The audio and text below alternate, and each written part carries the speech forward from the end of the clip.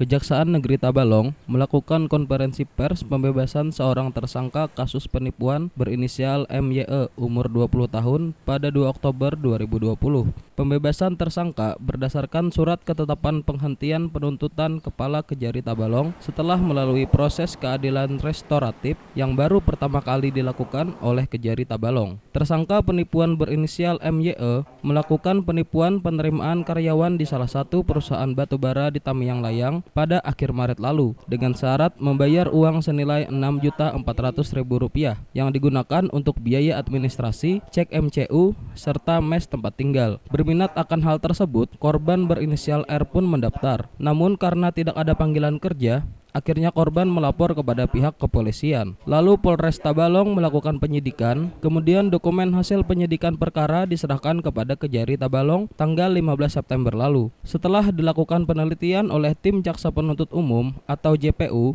maka memungkinkan untuk diselesaikan secara keadilan restoratif. Kepala Kejaksaan Negeri Tabalong, Syamsidar Monoarfa menjelaskan, keadilan restoratif ialah keadilan yang menekankan pemulihan kembali pada posisi semula tanpa melalui proses sidang. Jadi keadilan restoratif itu adalah keadilan yang menekankan pada memulihkan kembali pada posisi semula.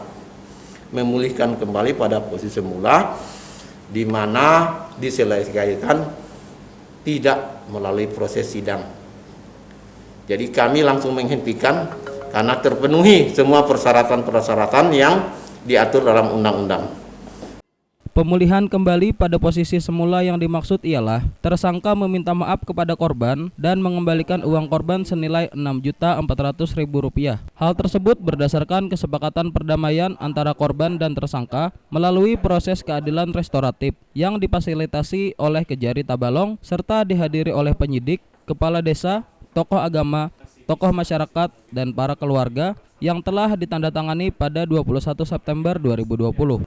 Jadi dari hasil musyawarah kemarin, tim jaksa sudah melaporkan kepada saya. Jadi hasil kesepakatannya yang penting sudah dibayarkan kerugiannya dan mereka menerima permohonan maaf dari pelaku.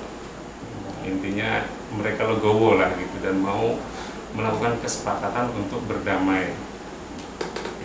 Kecuali salah satu pihak tadi tidak menerima, tetap pengen diangkat ini ke ranah hukum, ini akan kita limpahkan gitu pada saat itu. Namun prosesnya sudah menemui kesepakatan perjanjian damai.